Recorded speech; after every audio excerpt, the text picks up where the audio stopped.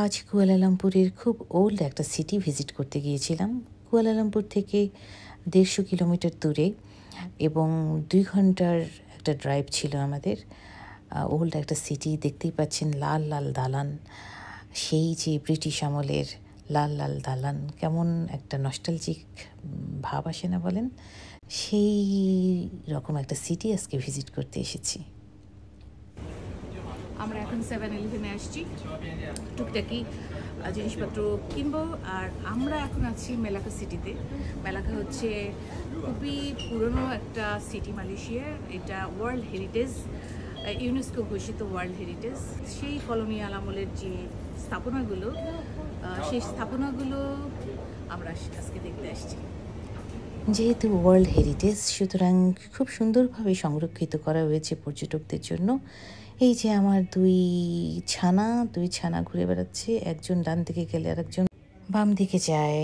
তাদের একসাথে করা কঠিন, মানে খুবই কঠিন, একেবারে গলদঘর্ম অবস্থা। সব মায়েরাই জানে হয়তো, মানে খুবই কসরত করতে হয় আর কি। তো এই যে বললাম চলো একটু চারদিকে ঘুরে বেড়াই, তো এই হলো তার নমুনা।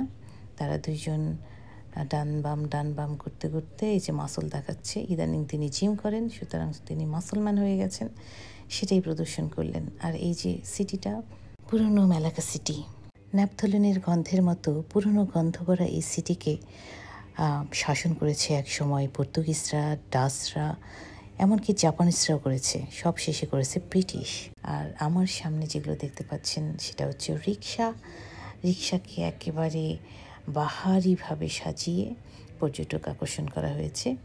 এত যে গরম, তার মধ্যেও কিন্তু পর্যটকরা ঘুরে বেড়াচ্ছেন, দেখছেন ওয়ার্ল্ড হেরিটেজ, দেখছেন আমাদের অতীত, দেখছেন আমাদের সেই পুরনো। এটা অনেকটাই ভেনিসের আদলে আমার মনে হয়েছে রূপায়ণ করা। মাঝখানে একটা ব্রিজ আছে এবং যে মাঝে একটা লেক বয়ে চলেছে, এটাতে কিন্তু রিভার ক্রুজ হয়। রিভার ক্রুজ বলছেন ঠিকই, আমি ঠিক জানি না এটা রিভার কিনা, আমার তো লেকই মনে হয়েছে, কিন্তু তারা আবার বলছেন রিভার ক্রুজ করে। যাই হোক, এই যে ভীষণ গরম, তরমুজ নিয়ে বসেছেন আমাদের টিম। ভীষণ গরম মানে আসলে ভীষণই গরম। কেউ বের হয়ে একটু ঘোরাফেরার এনার্জিটুকু পাননি, একটুখানি ঘুরেই রণে ভঙ্গ দিয়েছেন। তবে আমি খুবই আনন্দের সাথে ভিজিট করেছি সিটিটা এবং স্মরণ করেছি অতীত।